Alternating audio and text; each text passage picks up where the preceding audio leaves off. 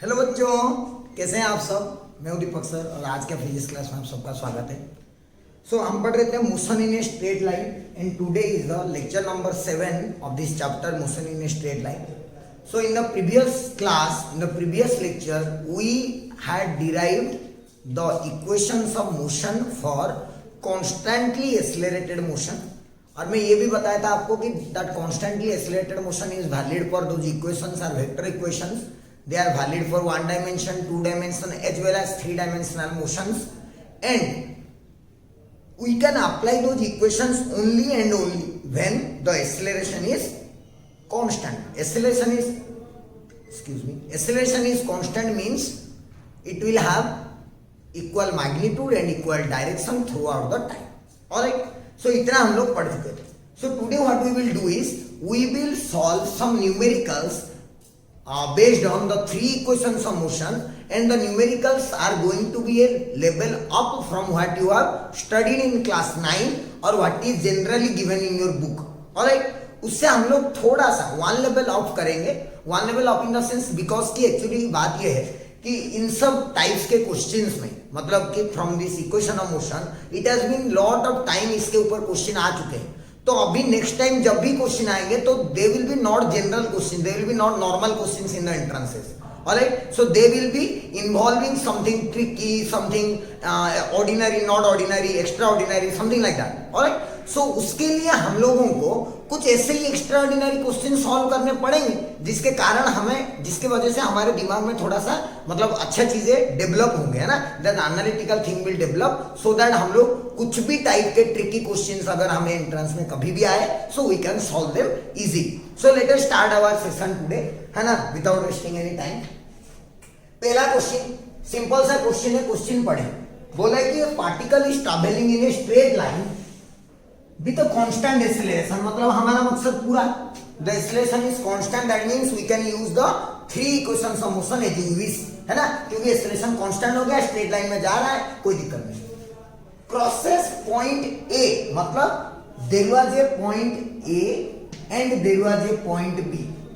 Alright, ये ऐसे straight line है, ये वो वाला लाइन है जिसके ऊपर वो पार्टिकल मूव कर रहा है. Alright, so when it is crossing A, the particle was crossing A point जब क्रॉस किया तो उसका वेलोसिटी था v1 या स्पीड था v1, and when it crosses point B, A cross किया तो v1, when it crosses B it has a velocity or speed of v2. Alright, this is what is given, and what we have to find? We have to find if the midpoint here is C, then here what will be the velocity of the object. This is what is asked. Obviously question में हमें क्या given है, v1 and v2 given है. सो जो भी v आएगा, v will be, जो भी v आएगा in terms of v1 and v2 आएगा, है कि नहीं. बिकॉज जो गिवन है उसके टर्म्स में ना निकालेंगे, जो गिवन नहीं है कैसे निकाल देंगे. Alright, so v1 and v2 is given to us, so we will find v in terms of v1 and v2. Let us see. Now हमें कुछ चीजें पहले assume करना पड़ेगा. Now let the acceleration equal to a, the acceleration equal to a to c का जो distance है उसको d मान लेते हैं. ये सब गिवन नहीं है, ये सब मैं खुद assume कर रहा हूं, है ना. इसको d मान लेते हैं, ठीक है. तो ये डिस्टेंस को d मान लिए, ये डिस्टेंस भी d हो जाएगा because this is the mid point. अभी मोशन को दो तरीके से देखो, from a to c, a से c तक का मोशन देखें. a से c तक के लिए जो इनिशियल वेलोसिटी है वो क्या हो जाएगा, v1, and at c will be the final point, so the final velocity will be v, and acceleration is assumed a, and the distance we are taking as d. Alright, so we will use, देखो initial velocity पता है, final velocity पता है, acceleration पता है, distance पता है. तो जब भी इतने क्वांटिटी पता हो तो हम कौन सा वाला फॉर्मूला लगाते हैं, कौन सा वाला फॉर्मूला लगाते हैं, इक्वेशन ना, v square minus q square equal to 2as. लगा दो यार, v स्क्वायर मतलब v square minus v1 square equal to 2a into d. This is equation 1. Similarly अगर मैं फ्रॉम C टू B का बात करूं, C टू B को जब जाएगा, C से B तक, तो सी टू बी के लिए जो इनिशियल वेलोसिटी होगा, इनिशियल वेलोसिटी वो हो जाएगा v, because here c is the initial point, और फाइनल वेलोसिटी कितना हो जाएगा v2, और एक्सेलरेशन तो पता है हमें वैसे भी a, और डिस्टेंस भी हम लोग क्या मान लिए हैं d।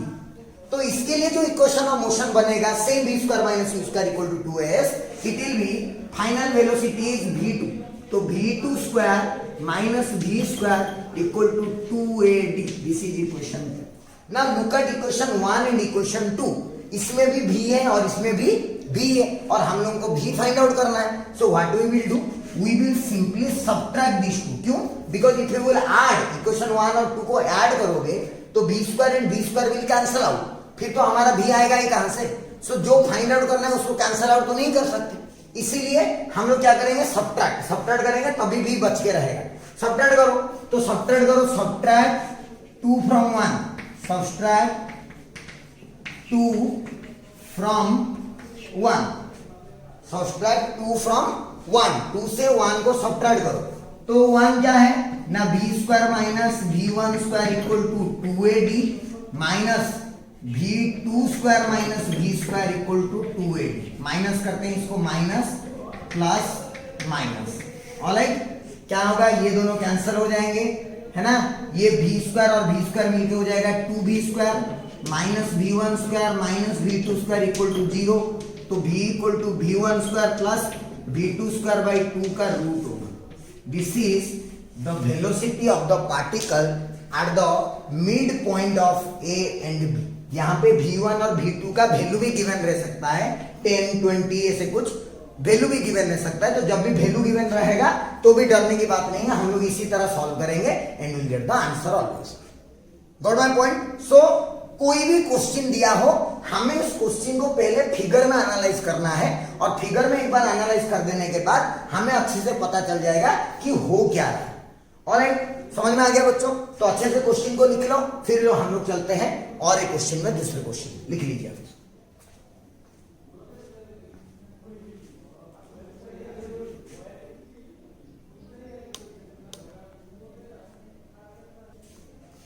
हो गया बच्चों? So let us see another example which is another good question। क्या बोला है ना, ये जनरल कहानी है। मैं बोला था आपको कि फिजिक्स में जो भी हम पढ़ने वाले हैं वो सब हमारे डे टू डे लाइफ में जुड़े हुए हैं, है ना। जैसे कि मैं एग्जांपल बताता हूँ, सपोज आप गाड़ी में स्टार्ट किए, गाड़ी में कहीं जा रहे हो, है ना, तो मान लो कि आपको यहां से कुछ 100 मीटर जाना है गाड़ी में, यहां से 100 मीटर तक। तो अब क्या करोगे, पहले गाड़ी स्टार्ट करोगे, फिर उसको एक्सेलरेट करोगे, एक्सेलरेट करोगे, जब आपको फील होगा कि हाँ मेरा डेस्टिनेशन आ गया, मुझे रुकना चाहिए, तो आप क्या अप्लाई करोगे, ब्रेक अप्लाई करोगे। तो आप जब एक्सेलरेट कर रहे थे तो आपका एक्सेलरेशन था, आपका स्पीड बढ़ रहा था, फिर एक टाइम बाद आप ब्रेक अप्लाई किए तो आपका रिटार्डेशन हुआ, मतलब आपका स्पीड डिक्रीज हुआ। क्यों डिक्रीज हुआ? क्योंकि फाइनली आपको रुकना है, फाइनली जाके आपको रेस्ट में आना है। तो ये उसी की कहानी है। क्या कहानी है सुनिए, क्वेश्चन ध्यान से पढ़े।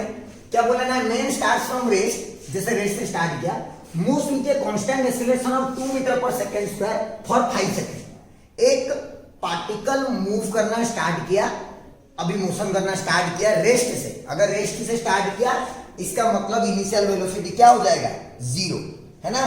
कभी भी मैं बोला था बार बार कि कभी भी अगर कोई ऑब्जेक्ट रेस्ट से स्टार्ट करता है तो उसका इनिशियल वेलोसिटी 0 हो जाएगा, है ना। फिगर ड्रॉ कर देते हैं पहले। यहां से स्टार्ट किया सपोज, तो यहाँ पे इनिशियल वेलोसिटी 0 था, ठीक है। मूव किया, कितने के साथ मूव किया ना, एक्सेलरेशन 5 मीटर पर सेकेंड स्क्वायर, कितना, सॉरी 2 मीटर पर second square. The acceleration was 2 metre पर सेकेंड स्क्वायर। ऐसे मूव किया, कब तक मूव किया ना, it moved for t equal to 5 second, for 5 second it moves with a constant acceleration, है ना। तो यहाँ पे इनिशियल वेलोसिटी 0 था, a पता है, t पता है, तो हम लोग इस पॉइंट को a मान लेते हैं, इसको b मान लेते हैं। इसके बाद b के बाद after 5 second then it starts decelerating at a constant acceleration of -3 meter पर सेकेंड स्क्वायर। मतलब इसके बाद उसका जो एक्सेलरेशन है वो चेंज हो गया, पॉजिटिव से क्या हो गया, नेगेटिव हो गया। क्यों नेगेटिव हुआ समझ में आया? बिकॉज इसको अपना स्पीड डिक्रीज कराना है, क्योंकि फाइनली सी पे ये फिर से वेलोसिटी कितने में आएगा, 0। कितने में आएगा? 0 में। तो हम लोग क्या बोलेंगे ना, A to B speed increase हुआ, A to B स्पीड क्या हुआ? इंक्रीज। फिर B to C स्पीड क्या हुआ? डिक्रीज, है कि नहीं? सोचो, A से बड़ा B तक, फिर B के बाद डिक्रीज होना शुरू हो गया, मतलब B से ज्यादा वाला वैल्यू, B से जैसे ही आगे गया तो क्या होगा? कम हो जाएगा। और इससे पहले तो इससे कम ही था क्योंकि B तक बढ़ रहा था। तो B पे जो वेलोसिटी आया, the velocity that comes at B पे जो वेलोसिटी आएगा उसका, ऐसे हम लिखते हैं, V लिखते हैं ऐसे, ये V जो आएगा velocity of B, that will be the maximum velocity, that will be the maximum velocity. Therefore velocity at B equal to maximum velocity. और हम लोग को यही फाइंड आउट करना है थर्ड बिट में, है राइट? सो यहां पे देखो, यहां पे initial from A to B, A के कैलकुलेशन करते हैं from A to B, A से B तक का कैलकुलेशन पहले करो। A से B तक क्या क्या पता है ना? U पता है 0, एक्सेलरेशन पता है 2 मीटर पर सेकेंड स्क्वायर, टाइम पता है, क्या पता है? 5 सेकेंड। तो हम लोग क्या निकाल सकते हैं? Can we find velocity at B? It will be U plus 80, U का वैल्यू 0 प्लस A का value 2 into 5, that is 10 metre पर सेकेंड। तो वेलोसिटी एट B कितना आया? 10 मीटर पर second. And this is nothing but your maximum velocity, this is nothing but your maximum velocity. समझ में आ गया पहला पार्ट सबको समझ में आ गया? क्या गया? A to B we can also calculate the distance का वैल्यू, ये distance, suppose the distance is S1, है ना? तो A to B he S1 का वैल्यू क्या होगा ना? UT plus half AT square, U कितना? 0 plus half A is 2, T is 5 का स्क्वायर, तो 2 cancel, S1 is 25 metre, S1 is 25 metre यहां से यहां तक। ये हो गया A टू B के बाद। A पे हमें वेलोसिटी पता हो गया, B पे पता हो गया, टाइम पता है, एक्सेलरेशन पता है, डिस्टेंस सब निकल गया A टू B का। फिर एनालाइज करेंगे फ्रॉम B टू C। तो from B to C analyze करो, from B to C, B to C का एनालिसिस। अगर B टू C का एनालिसिस करेंगे then will get to know B पे जो वेलोसिटी है VB, that becomes the initial velocity, initial velocity is VB and उसका value हम already calculate कर चुके हैं, तो it comes to be 10 metre पर second. B to C motion के लिए एक्सेलरेशन कितना है ना? एक्सेलरेशन है हमारा -3 मीटर पर सेकेंड स्क्वायर, और फाइनल वेलोसिटी जाके रेस्ट में आएगा, तो फाइनल वेलोसिटी क्या हो गया? 0। तो अभी उल्टा पता है, अभी U पता है, V पता है, A पता है, तो क्या पहले टाइम निकालेंगे? पहले क्या निकालेंगे? टाइम। तो V equal to U plus 80, तो T equal to V minus U by A, V minus U by A। तो V माइनस U, V का वैल्यू 0 माइनस U का वैल्यू 10 बाई A का वैल्यू -3, तो कितना आया?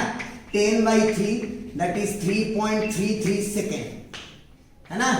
This is the time that will be taken from B to C, from B to C the time taken will be 3.33 या 10 by 3 भी रख सकते हो, नो प्रॉब्लम। और ये जो डिस्टेंस ट्रैवल करेगा B to C तक, ये वाला डिस्टेंस, मान लो this distance is S2, this distance is S2, तो S2 को भी कैलकुलेट कर लो। S2 इक्वल टू क्या होता है?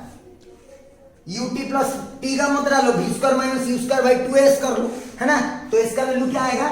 V square minus U square by 2A, है ना? मैं यहां पे नहीं, मैं ऊपर लिखता हूं, है ना? ध्यान तक लिख लो, फिर मैं ऊपर क्वेश्चन मिटा के ऊपर में लिख रहा हूं, ठीक है? ये क्वेश्चन मिटा दिया, क्वेश्चन लिख लिया करो हमेशा, है ना?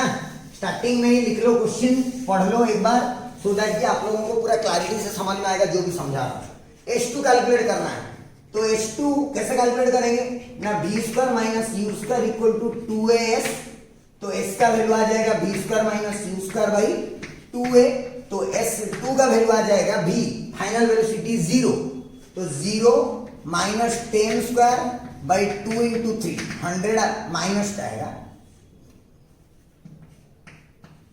2 इंटू -3, 2 इंटू A का वैल्यू -3, क्लियर है? So it will B 100 by 2, 50 minus minus cancel, तो H2 का वैल्यू आ गया 50/3 मीटर, तो S1 आ गया आपका, S2 आ गया, टाइम आ गया, सारा आ गया। पहला क्वेश्चन सॉल्व हो गया। Total time of journey, total time of journey कितना होगा फॉर A to B, मतलब time from A to B plus time from B to C। Time from A to B, A to B time कितना already दिया है 5 second, plus B to C का time हम लोग calculate किए 3.33, तो total time कितना आ गया 8.33 second. This is the total time of journey. Alright, उसके बाद क्या पूछा है एवरेज स्पीड। अच्छा, एवरेज स्पीड का फॉर्मूला क्या होता है, what is the formula of average speed, ना total distance upon total time. Total distance, total distance कितना ट्रैवल किया है by time, total distance is S1 plus S2 by total time is T from A to B plus T from B to C, जो ये calculate किए।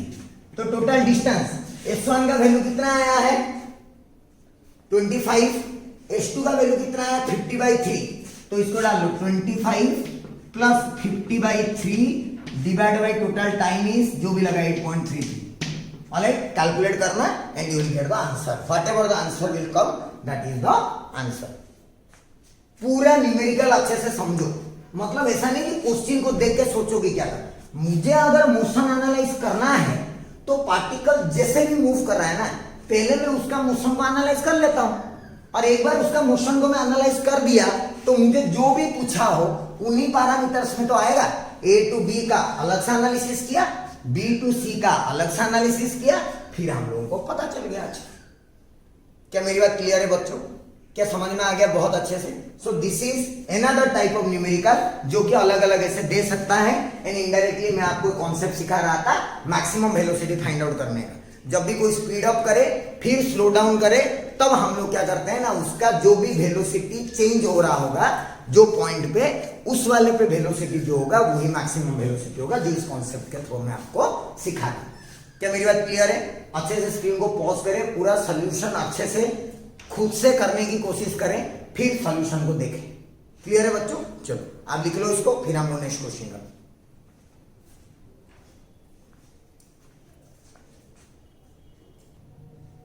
चलो हो गया बच्चों। अभी हम लोग एक और क्वेश्चन देखते हैं, बहुत अच्छा क्वेश्चन है, और इस क्वेश्चन के थ्रू हम लोग बढ़िया बढ़िया चीजें सीखेंगे। फिर मैं आप लोगों को एक बढ़िया सा टर्म सिखाऊंगा जिसको रिएक्शन टाइम बोलते हैं इस क्वेश्चन के बाद, है ना। देखिए ध्यान से क्या बोला है ना, एक car was travelling with a constant speed of v। पहले कार तो मतलब खुश था, कार का कोई टेंशन ही नहीं था, है ना। कार कांस्टेंट स्पीड से जा रहा था, कितना v से, है ना। मैं सारे वेरिएबल ले रहा हूं, लेकिन आप लोग जो है एग्जाम में आपको या फिर कोई असाइनमेंट में हो सकता है आपको वेरिएबल नहीं, ये b के बदले कुछ वैल्यू दिया हो, 20 मीटर पर सेकेंड, 15 मीटर पर second, it can be given, और ऐसा है। और वहां पे कार है,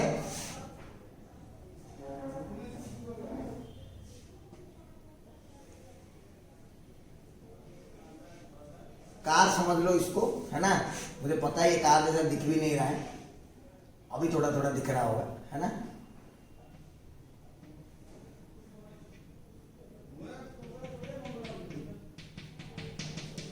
ठीक है, जो भी है कार है, ठीक है। कार कितने से जा रहा था इनिशियली ना, इनिशियली इसका वेलोसिटी इधर था v, कोई टेंशन नहीं था, ये खुशी खुशी खुशी खुशी जा रहा था। ऑलराइट, बट जैसे ये v से जा रहा था, खुद से जा रहा, खुशी होकर पूरा जा रहा था, बट ये पोजीशन में यहां से मान लो इस पोजीशन से वो कार ऑब्जर्व किया कि यहां पे एक ऑब्स्टैकल है, यहां पे क्या है, एक obstacle, this is the obstacle, है ना। ऑब्स्टैकल समझते हो, वैसे दीवार कुछ होगा जो टकरा जाएगा, मतलब कितना दूरी पे, नहीं the observe that at a distance d there is a obstacle present here. अब सोचो ऑब्स्टैकल को देख के अभी कार वाला खुश तो नहीं हो गया, दुखी हो गया कार वाला, है कि नहीं। कार वाला खुश होता है, ऑब्स्टैकल सामने गड्ढा है तो खुश हो जाओगे तुम देख के, है ना। ऐसा नहीं है, दीवार देख के या ऑब्स्टैकल देख के कार वाला दुखी हुआ। दुखी क्यों हुआ, बोला कि यार अच्छा खासा v से चल रहा था, ऑब्स्टैकल है, रुकना पड़ेगा। तो क्या किया ना, यहां से वो ब्रेक अप्लाई करना स्टार्ट किया। Brakes are applied, brakes are applied, क्या होगा, ब्रेक्स क्यों अप्लाई कर रहा है, पहले समझो ब्रेक क्यों अप्लाई कर, ब्रेक थोड़ी ऐसे, ब्रेक अप्लाई किया क्योंकि उसको ऑब्स्टेकल को टक्कर नहीं मारनी है, मतलब उसको रुकना पड़ेगा कहां पे, ऑब्स्टेकल से पहले रुकना पड़ेगा। अगर ऑब्स्टेकल से पहले नहीं रुका ना, या ऑब्स्टेकल के पास भी आके रुकेगा तो भी चलेगा, लेकिन अगर ऑब्स्टेकल से आगे चला गया तो टक्कर मार के मरेगा, मतलब इंसान, है कि नहीं, तो वो नहीं होना। इसीलिए बोला गया जब वो ब्रेक अप्लाई किया तो क्या हुआ ना, द ब्रेक्स कैन प्रोड्यूस, यहां पे देख सकते हो आप, the brakes can produce a maximum retardation of a. तो ऑब्वियसली अगर उसको रुकना है वो ब्रेक ऐसे लगाएगा कि उसका मैक्सिमम ही प्रोड्यूस होगा कि नहीं। जब भी हम ब्रेक लगाते हैं ऐसे थोड़ी जानबूझ के धीरे धीरे धीरे धीरे लगाते हैं, अगर रुकना है तो, स्लो करना है तो गाड़ी धीरे धीरे लगाते हैं, बट अगर रुकना है कहीं पे तो धीरे धीरे थोड़ी, और ऊपर से पता चला कि सामने ऑब्स्टेकल है तो जितना मैक्सिमम पॉसिबल है लगाते हैं तो वो मैक्सिमम। तो ये जो पूरे मोशन के दौरान यहाँ पे जो एक्सीलरेशन होगा वो माइनस ए हो जाएगा, because this is a retardation that is produced, है कि नहीं। एक्सीलरेशन को कितना लेना पड़ेगा हमें, माइनस ए। और अच्छा अब ये बाइक क्या होगा, कार ऐसे आया आया आया आया आया आया, सपोज कार कहीं पे स्टॉप हो गया, यहां पे स्टॉप हो गया कार, सपोज, है ना, दी डिस्टेंस इज एस, सपोज ये ए, ये बी, ये सी, ऑलराइट। लेट मैं बोला कि B is the point where the car stops, मैं बोला बी वो पॉइंट है जहां पे कार स्टॉप होगा। अब मैं यहां पे ड्रॉ कर दिया हूं आपको दिखाने के लिए, बट जरूरी नहीं कि वो यहां पे आए बोल के, बी पॉइंट कहीं पे भी, यहां इधर ऑब्स्टेकल के बाहर कहीं पे भी आ सकता है।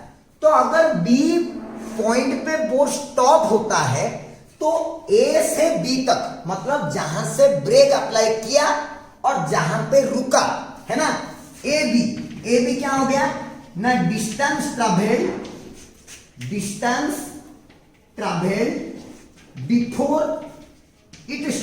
बिफोर इट स्टॉप्स, स्टॉप होने से पहले जितना डिस्टेंस ट्रैवल किया ए बी, या फिर एस लिखे हैं हम उसको, एस, ये जो डिस्टेंस है इस डिस्टेंस को एक नाम दिया गया है, इस डिस्टेंस को बोला जाता है स्टॉपिंग डिस्टेंस। क्या बोला जाता है, स्टॉपिंग डिस्टेंस, मतलब जितने में स्टॉप होगा। अब जितना टाइम लगेगा, टाइम टेकन टू स्टॉप, उसको बोला जाता है स्टॉपिंग टाइम। उसको क्या बोला जाता है, स्टॉपिंग टाइम। दोनों समझ लो, stopping distance and stopping time. ये कब से, जब से ब्रेक लगाया उसके बाद जब रुकेगा, ये ब्रेक लगाने से रुकने तक का जो डिस्टेंस है उसको बोलते हैं स्टॉपिंग डिस्टेंस, और ब्रेक लगाने से रुकने के लिए जितना टाइम लगेगा उसको बोलते हैं स्टॉपिंग टाइम। क्लियर है मेरी बात। अब सोचो नो स्टॉपिंग डिस्टेंस कितना है, पहले कैलकुलेट कर देते हैं, है ना, स्टॉपिंग डिस्टेंस कैलकुलेशन कर देते हैं। स्टॉपिंग डिस्टेंस का कैलकुलेशन कर लेते हैं पहले। स्टॉपिंग डिस्टेंस बिल्कुल कैलकुलेट कर सकते हैं, क्यों, इनिशियल वेलोसिटी कितना ले लेंगे, v से जा रहा था, फाइनल वेलोसिटी क्या ले लेंगे, 0, क्योंकि रुक गया यहां पे आके, फाइनल वेलोसिटी 0, और एक्सीलरेशन कितना प्रोड्यूस हुआ है, माइनस है, तो v² minus u² equal to 2as use करूंगा, v² minus u² equal to 2as use किया, तो इसका वैल्यू आ गया v² माइनस u², v कितना है 0, माइनस u² मतलब v² बाई 2as मतलब 2 into minus a, alright, minus minus cancel, कितना आ गया v² upon 2a। This is my stopping distance, है ना, कोई फॉर्मूला नहीं है, मैं ऐसे ही कैलकुलेट कर रहा हूं इक्वेशन यूज करके, फॉर्मूला मत रट देना, स्टॉपिंग डिस्टेंस v²/2, ऐसा नहीं, है ना, कैलकुलेट करना स्टॉपिंग डिस्टेंस का। अब सोचो मैं बोला कि कोलिजन कब नहीं होगा ना, जब ये या तो ऑब्स्टेकल के पास या तो ऑब्स्टेकल से पहले रुके, मतलब फॉर नो कोलिजन,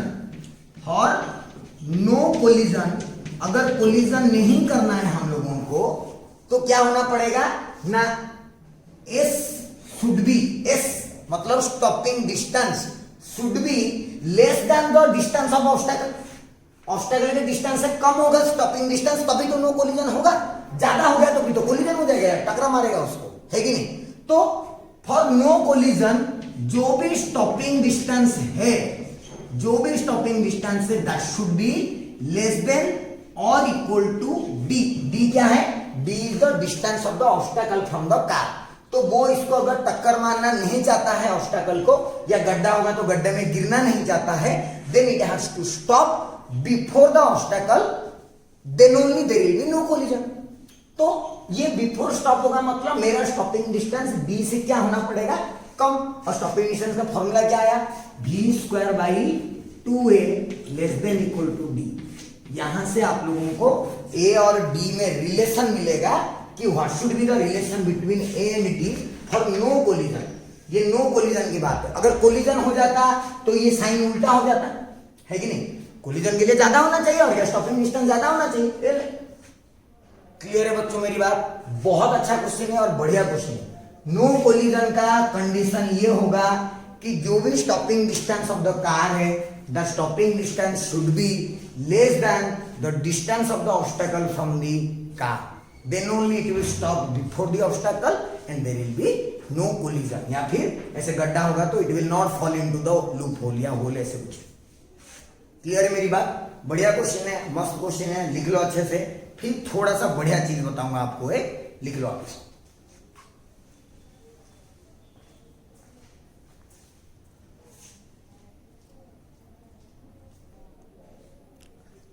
चलो बच्चों, आपको मैं बोला था कि एक बढ़िया सा टॉपिक सिखाऊंगा, बढ़िया सा चीज सिखाऊंगा, और वो है रिएक्शन टाइम, है ना? रिएक्शन टाइम क्या होता है ना? जब भी हम कोई चीज को ऑब्जर्व करते हैं, कुछ हो रहा है बोल के, तो उसके अगेंस्ट में जब हम कुछ एक्शन लेते हैं, है ना? जैसे कि इससे पहले वाले एग्जांपल में बताया कि ऑब्स्टेकल देखा गाड़ी का ड्राइवर, तो वो देखा और अभी वो ब्रेक लगाएगा। तो ये देखना और ब्रेक लगाना, देखना इज द ऑब्जर्वेशन कि ऑब्स्टेकल है, ऑब्जर्व किया, एंड एक्शन लिया। क्या एक्शन लिया ना? It applied brakes, brake apply करना इज द एक्शन। तो ये ऑब्जर्वेशन और एक्शन के बीच में जो टाइम गैप रहता है ना, उसको बोलते हैं रिएक्शन टाइम। मतलब मैं रिएक्ट करने के लिए, कोई भी सिचुएशन को रिएक्ट करने के, how much time I am taking is the reaction time of me.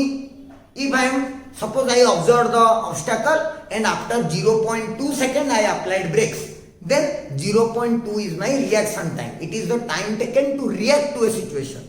एक सिचुएशन को रिएक्ट करने के लिए जो टाइम लगता है, we call that as the reaction time. Okay.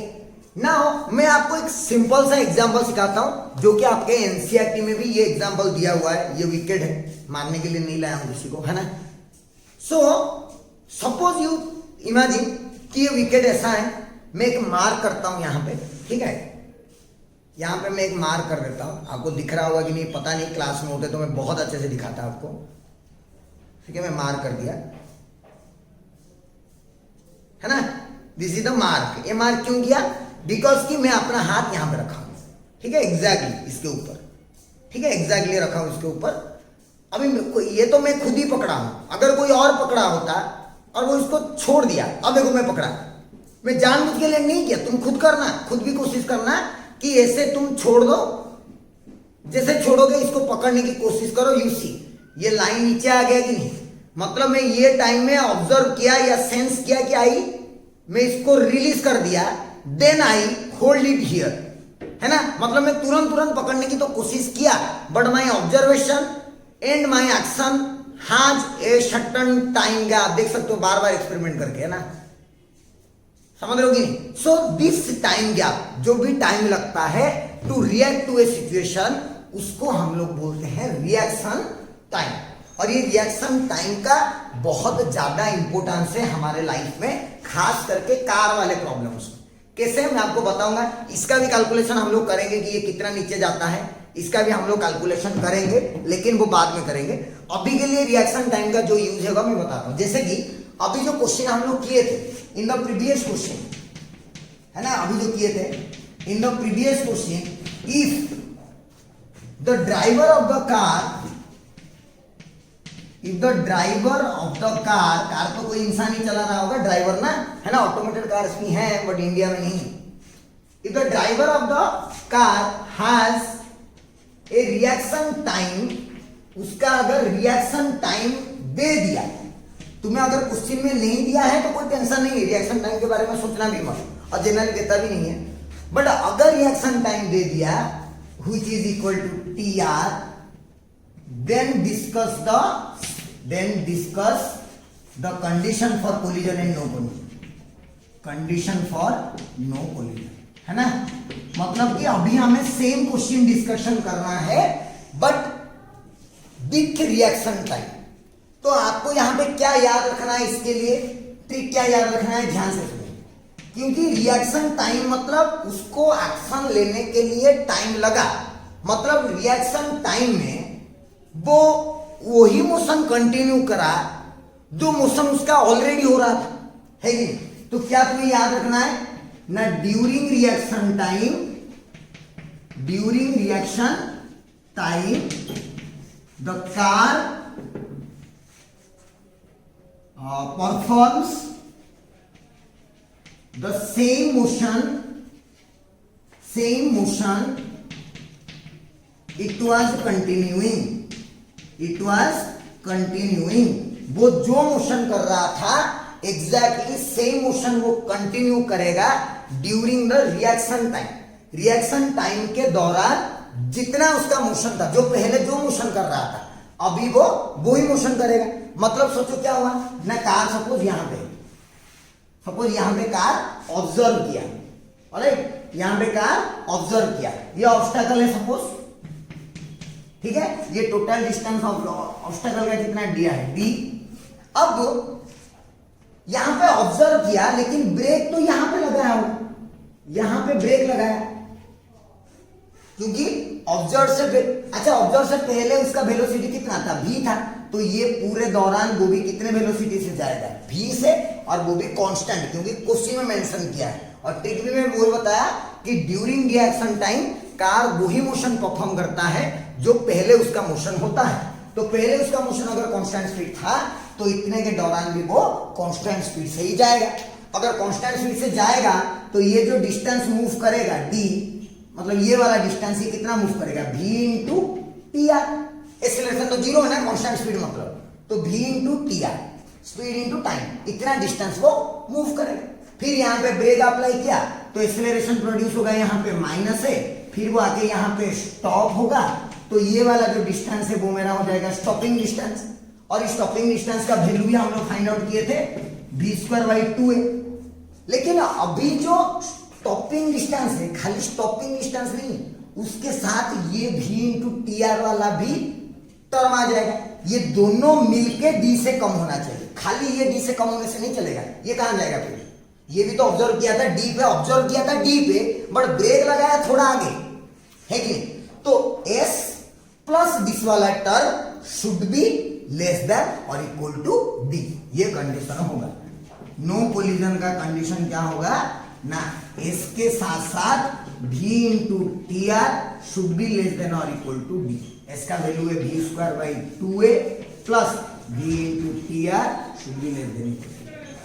This is the condition for no collision. याद रखना, ये मैं तुम लोगों को सब एक फॉर्मेट सिखा रहा हूं कि स्टॉपिंग डिस्टेंस आए तो क्या करोगे, रिएक्शन टाइम आएगा तो क्या करोगे।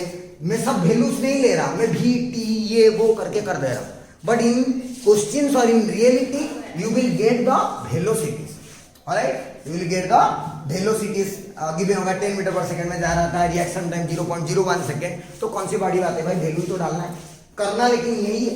और ये फिगर समझ में आना चाहिए आपको कि फिगर ड्रॉ नहीं करोगे तो पता नहीं चलेगा कि ये प्लस ये मिलके डी से कम होना चाहिए, है ना। So this is the format for reaction time in case of vehicles, car, bike, इन सब का रिएक्शन टाइम। और एक है रिएक्शन टाइम जो कि ये वाला बोला मैंने, ड्रॉप किया तो पकड़ने वाला, ये वाला हम लोग पढ़ेंगे जब मोशन अंडर ग्रेविटी पढ़ेंगे, ठीक है। अभी के लिए टेंशन मत लो, अभी के लिए रिएक्शन टाइम का जो भी काम था व्हीकल के रिलेटेड वो मैंने आपको बता दिया यहाँ पे अच्छे से, और आप लोगों को पूरा अच्छे से क्लैरिटी से समझ में भी आना चाहिए। क्लियर है बच्चों, तो लिख लो आप इसको, रिएक्शन टाइम का डेफिनेशन और उससे रिलेटेड एक क्वेश्चन जो कि आपको फ्यूचर में काम आने वाला है। क्लियर है, फिर हम लोग आगे बढ़ते हैं, लिख लीजिए।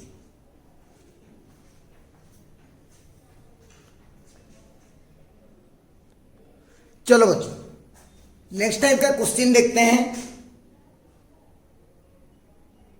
इस तरह के क्वेश्चन भी बहुत आते हैं और बच्चे अक्सर पढ़ के क्वेश्चन टेंशन होते हैं या डरते हैं या ऐसा कुछ, है ना। क्या बोला है क्वेश्चन, ध्यान से सुने, ये भी ऐसे ही नॉर्मल वाला है कि कोई एक बुलेट ट्रेवल कर रहा था और उस बुलेट को कोई वॉल पे मतलब फायर किया गया, ठीक है। तो क्या होगा, बुलेट ऐसे जाएगा, ऐसे जाएगा, टकराएगा। अब जैसे टकराएगा वो वॉल के अंदर जाने की कोशिश करेगा, है ना। बट वॉल के अंदर ऐसा थोड़ी है कि जिंदगी भर जाता रहेगा, नहीं, सफिशिएंटली ठीक वॉल है, ऐसा सोचो शायद पतला हुआ तो उधर से निकल जाएगा। वैसे वाले क्वेश्चंस भी हैं, वो हम लोग बाद में पढ़ेंगे, ठीक है। अभी के लिए जब ऐसा कुछ मेंशन नहीं किया, मतलब वॉल सफिशिएंटली ठीक है कि बुलेट उसके अंदर जाके कहीं पे रुके, है ना। तो जैसे ही बुलेट अंदर गया, द बुलेट का स्पीड कितना था, 100 मीटर पर second. Strikes the wall and pierce into it, इसके अंदर चला गया, pierce into it. Its velocity reduces to half, ये याद रखना, reduces to half when it pierce a distance of 50। मतलब क्या है, फिगर ड्रॉ करते हैं, बढ़िया समझ में आए। ये वॉल है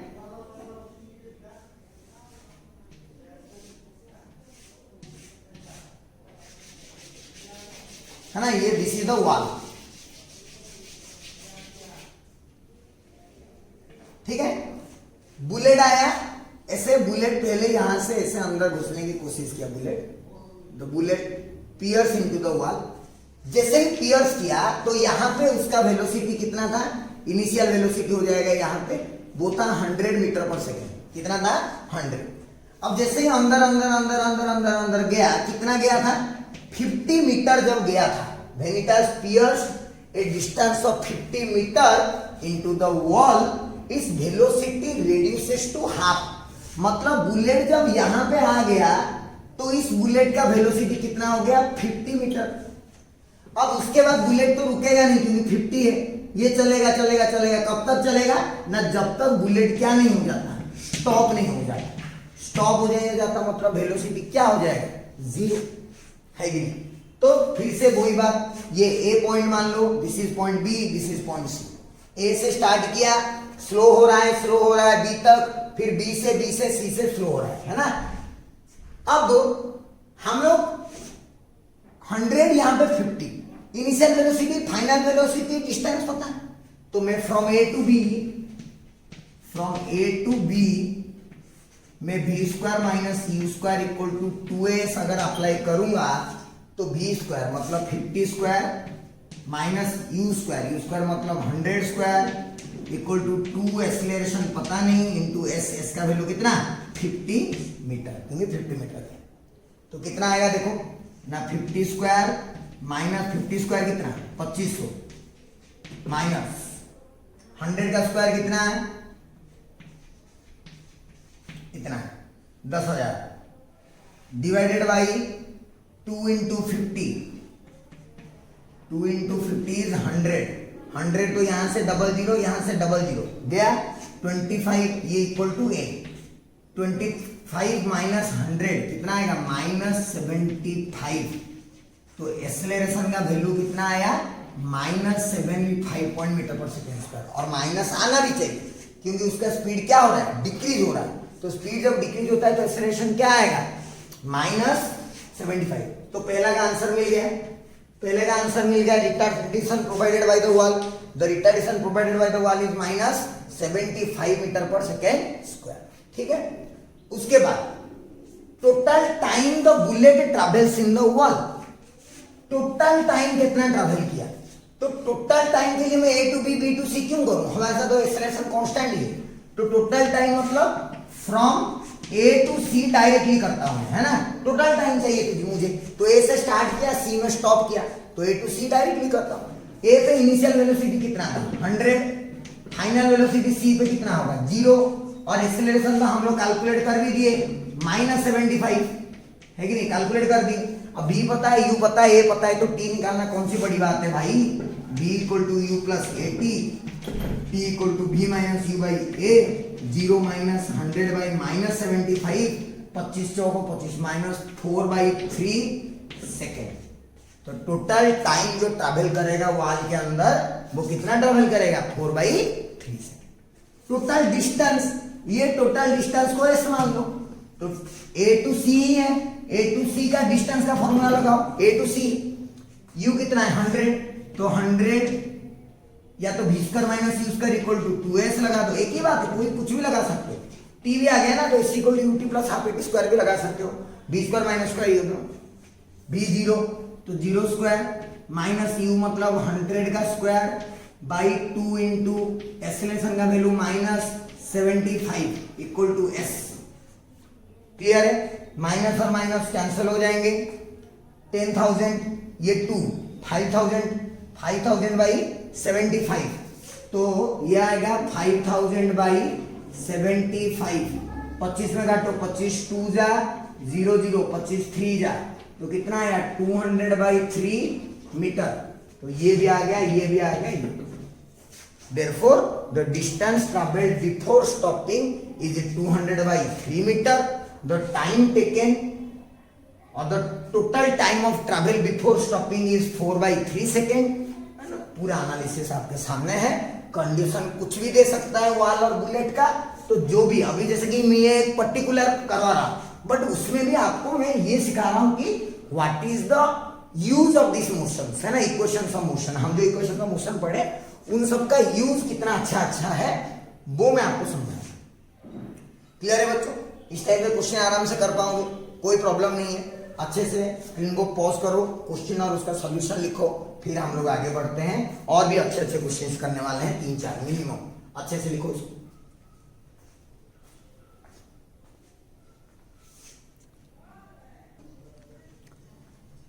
चलो बच्चों, हो गया।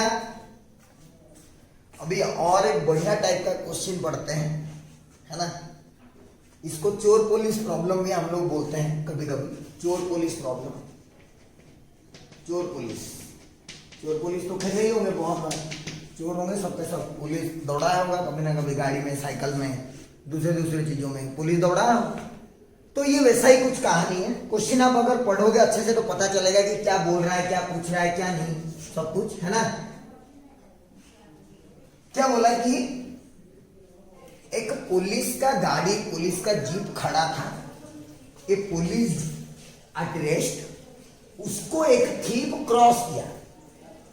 पुलिस जीप खड़ा था, थीप उसको क्रॉस किया with a speed of 10 metre पर second and accelerates at a constant rate of 1 metre पर सेकेंड। एक्सीलरेट क्यों किया? क्योंकि 10 से अगर जाएगा तो थोड़ी होगा, पुलिस तो पकड़ लेगा ना, तो इसीलिए वो क्या किया, अपना स्पीड को लगातार बढ़ाया। तो अगर जो बढ़ाया वो कांस्टेंट एक्सीलरेशन से बढ़ाया, है ना। और कितने से बढ़ाया ना, 1 मीटर पर सेकेंड स्क्वायर से बढ़ाया। ऑन सीइंग द थीफ, चोर को जैसे ही देखा, पुलिस का काम ही है थोड़ी देर बाद रिएक्ट करना, है ना। तो वो रिएक्ट किया, वो चोर को मतलब पकड़ने के लिए दौड़ाया, है ना। It chased the thief but after 10 seconds, 10 second बाद वो क्या किया ना, it started chasing the thief and accelerated at a constant rate of 2 metre पर सेकेंड स्क्वायर। करना ही पड़ेगा बिकॉज की थीफ का स्पीड ऑलरेडी 10 मीटर पर सेकेंड था और वो एक्सीलरेट 1 मीटर पर सेकेंड स्क्वायर से कर रहा है। तो अगर हमें चोर को पकड़ना है, मतलब चोर के पास जाके पहुंचना है, तो चोर के पास पहुंचने के लिए हम लोगों को, मतलब पुलिस को 2 मीटर पर सेकेंड, मतलब 1 से तो ज्यादा एक्सीलरेशन रखना पड़ेगा, तभी जाके वो पहुंचेगा, स्पीड इंक्रीज होगा उसका, है ना। Then find the time and distance when the police catches the thief, है ना। पुलिस थीफ को कैच करेगा कहां पे और कितने दूर पे, ठीक है। समझते हैं क्वेश्चन को। क्वेश्चन समझ में आ गया सबको? क्वेश्चन सबको समझ में आ गया? नहीं समझ में आया तो और एक बार पढ़ो। सिंपल बोल रहा है कि पुलिस का जीप खड़ा था, है ना। मैं फिगर ड्रॉ करके समझा रहा हूं। ये पुलिस का जीप है, पुलिस का जीप ये खड़ा था।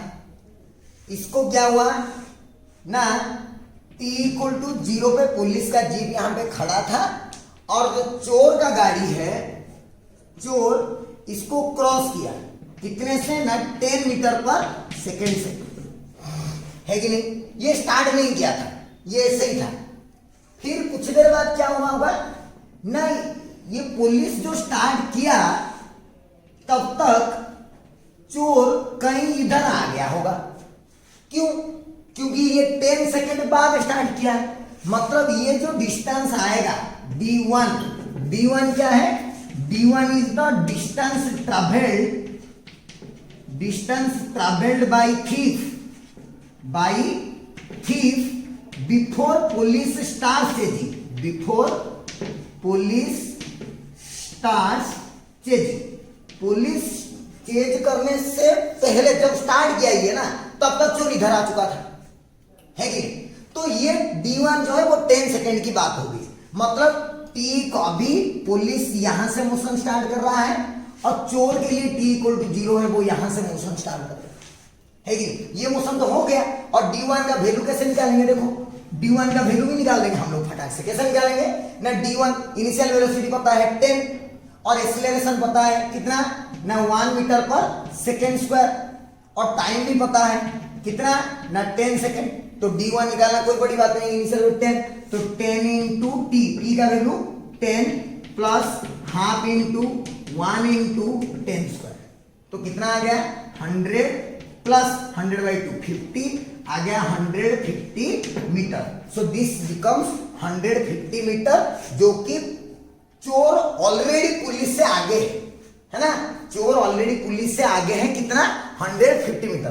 तब ये चेज करना शुरू किया।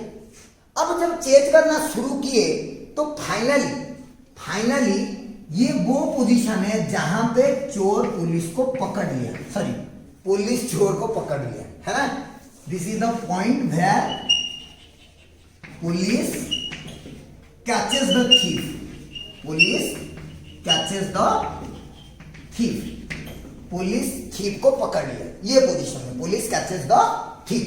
अच्छा, ये कब पकड़ पाएगा, ये कंडीशन कब आएगा ना, व्हेन दोनों पुलिस एंड चोर reaches here at the same time. जब चोर आया क्या कि इधर पहुंचा है, पुलिस पीछे से दौड़ा गया कि इधर ही पहुंच गया।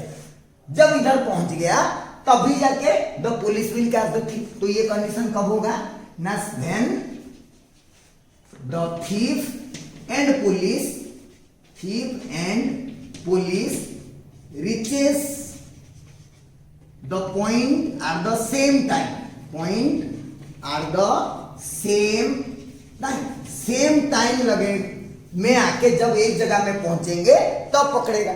इसका मतलब पुलिस कितना, चोर कितना डिस्टेंस गया, ये वाला डिस्टेंस D2 कितने में ना, इन टाइम T मान लो, कितने टाइम में, T टाइम में। तो पुलिस यहां से गया यहां तक, ये D2 ये D1, तो ये कितना D1 प्लस D2 गया पुलिस कितने टाइम में ना, इन टाइम T ओनली। ये T में गया तो ये भी कितने में गया, T में ही गया। दोनों एक साथ एक जगह में पहुंचे होंगे, that is why only the police is able to catch the thief. पता चला पाठशाला में चोर आके पहुंच गया पहले, आधे घंटे बाद पुलिस आया, तो कहां से पकड़ेगा चोर को? जब पाठशाला में आके चोर भी पहुंचेगा, पुलिस भी उसी टाइम में पहुंचेगा, तभी पता चलेगा। लेकिन चोर कम डिस्टेंस आया तो इधर पहुंचा, पुलिस ज्यादा डिस्टेंस आया तो इधर पहुंचा। क्या मेरी बात क्लियर है? क्या सबका एक्सीलरेशन हमें पता है?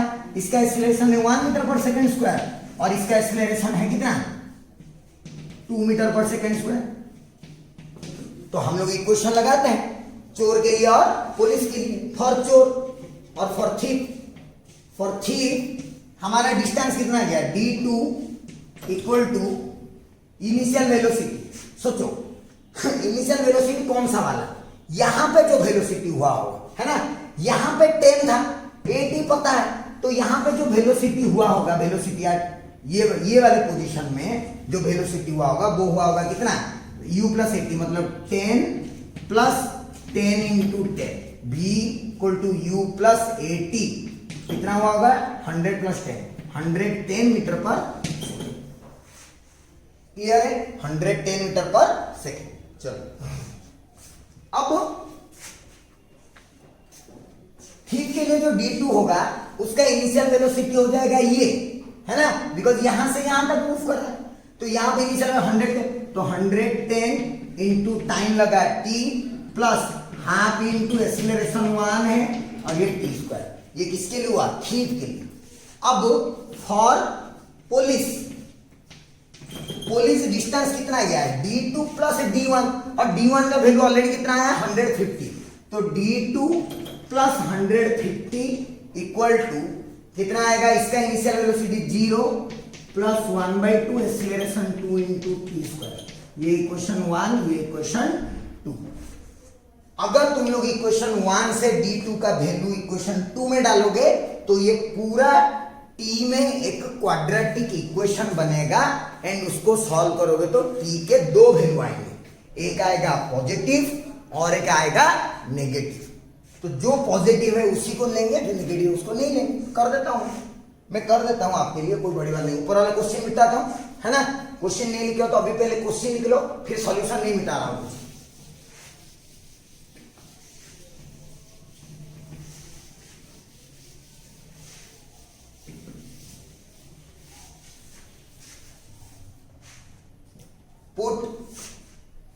put d2 from equation 1 in equation 2। Equation 1 से d2 का वैल्यू लेके किसमें पुट करो, इक्वेशन 2 में। कितना पुट कर दो यहां पे, 110t plus T square by 2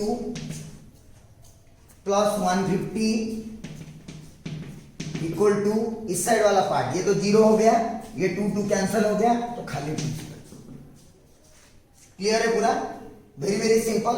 तो ये सबको इस साइड ले जाओ तो क्या बन जाएगा, सबको उस साइड ले जाओगे तो T square minus T square by 2 will be T square by 2। 110t उस साइड जाएगा तो माइनस 110t, 150 उस साइड जाएगा तो माइनस 150 इक्वल टू 0। ठीक है, सारे को उस साइड ले लिया। अब टी स्क्वायर का हाफ है, मतलब सब में 2 मल्टीप्लाई कर दो तो क्या बन जाएगा, ये T square minus 100 220t minus 300 equal to 0। तो t का वैल्यू कितना आ जाएगा, क्वाड्रेटिक फॉर्मूला लगाओ, माइनस b मतलब 2 to 0 plus minus root over 2 to 0 का स्क्वायर b स्क्वायर माइनस और माइनस प्लस 4 इंटू 1 4a इंटू c का वैल्यू 300 डिवाइडेड बाई 2a मतलब 2। इसको सॉल्व करोगे तो t के दो वैल्यू आएंगे, है ना। t का दो वैल्यू आएंगे t1 और t2, एक आएगा पॉजिटिव एक आएगा नेगेटिव। इसको नेग्लेक्ट कर देना, दिस विल बी नेग्लेक्टेड। तो the answer is t1, the answer is t1, वो आ गया। अब t का जो भी वैल्यू आया, हमें और भी क्या चाहिए, टाइम भी चाहिए, डिस्टेंस भी चाहिए। तो डिस्टेंस मतलब d2 चाहिए, तो क्या करो ना, t को वैल्यू को इक्वेशन 1 में पुट कर दो, है ना। तो जो भी t का वैल्यू आया यहां पे लिख देता हूं, put value of t in equation 1 to get the distance, to get the distance d2 मिल जाएगा। इसी टाइप के क्वेश्चंस को हम लोग सॉल्व करते हैं, थोड़े लंबे होते हैं लेकिन अच्छे से समझ के करना पड़ता है कि कैसे कैसे किया। फिगर को अगर डायरेक्टली एक बार देखोगे तो कुछ समझ में नहीं आएगा, डेवलपमेंट के साथ देखोगे कैसे डेवलप कर करके मैं फिगर ड्रॉ किया। पहले पुलिस को रखा, चोर क्रॉस किया, फिर चोर इधर आया, फिर चोर इधर आने के बाद दोनों का मोशन स्टार्ट हुआ, तो इसका t इक्वल टू 0 इसको लिया, इसका t इक्वल टू 0 इसको लिया। इसको अलग से डिस्टेंस का कैलकुलेशन ही अलग से कर दिया d1 बोल के। अब ये इसके बाद चोर का मोशन यहां से यहां तक इन टाइम t, पुलिस का मोशन यहां से यहां तक in time t only, right. तो ये दोनों यहां पे मिलना पड़ेगा, जहां पे मिलेंगे वहीं पे पकड़ेगा, तो यहां पे मिले सपोज। तो मैं बोला कि ये d2 जाएगा अगर टाइम t में, तो पुलिस को d1 प्लस d2 जाना पड़ेगा in the same time, then only it will catch the thief at that place. Alright, ये तो कॉन्सेप्ट लिखा है, समझ में आया। तो फिर हम लोग क्या किए, thief के लिए इक्वेशन, पुलिस के लिए इक्वेशन, इक्वेशन को सॉल्व करो, क्वाड्रेटिक इक्वेशन आएगा, क्वाड्रेटिक इक्वेशन के दो वैल्यू आएंगे। एक टाइम को हम लोग कभी नेगेटिव बना ही नहीं सकते, so one will be positive and the other time will be negative, and always we have to take the positive because time can never be negative. Alright, so now you got the time कि after what time the police will be catching the thief, and if you will put that value of time in this equation for the thief, then you will get the value of d2. So now you can tell कि at what distance the police will catch the thief and after what time the police will catch the thief. Alright बच्चों, समझ में आ गया अच्छे से सबको कि नहीं आया? अच्छे से लिखो, क्वेश्चन से सॉल्यूशन खुद से लिखने की कोशिश करो हमेशा, because you will write the solutions by yourself, then only तुम्हारे दिमाग मतलब खुलेंगे कि how the solutions are being made. बाकी मैं तो बोर्ड पे कर ही दूंगा, और मैं जो कराऊंगा एग्जाम में थोड़ी वही क्वेश्चन आएंगे, नहीं, एग्जाम में कोई दूसरे ही क्वेश्चन आएंगे, नए क्वेश्चन आएंगे। तो अगर आपका दिमाग खुलेगा, you will explore yourself, you will explore your mind, then only you will be able to solve the questions that will be asked in the entrance, which will be completely alien। क्या मेरी बात clear है? ये वैसा वाला है जब एक दूसरे को चेज करते हैं, दोनों का एक्सीलरेशन है ना। इसका और भी एक फॉर्मेट है, वो फॉर्मेट में आपको सिखा दूंगा, कोई प्रॉब्लम नहीं। आप पहले स्क्रीन को पॉज करो, इसको अच्छे से लिख लीजिए, इसका दूसरा वाला एक फॉर्मेट सिखा, ठीक है।